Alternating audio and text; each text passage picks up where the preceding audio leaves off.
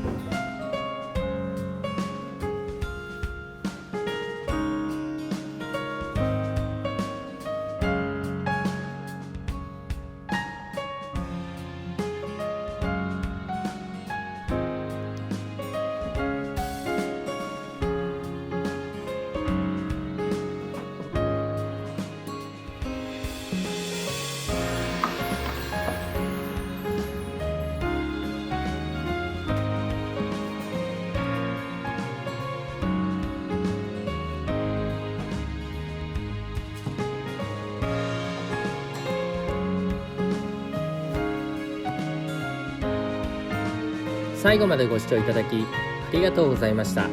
いいね、コメント、チャンネル登録してくれると次回の投稿も頑張れそうです。インスタグラムでは DIY をした部屋での生活や DIY の説明書をアップしているので、ぜひご覧ください。それではまた次の動画で会いましょう。バイバイ。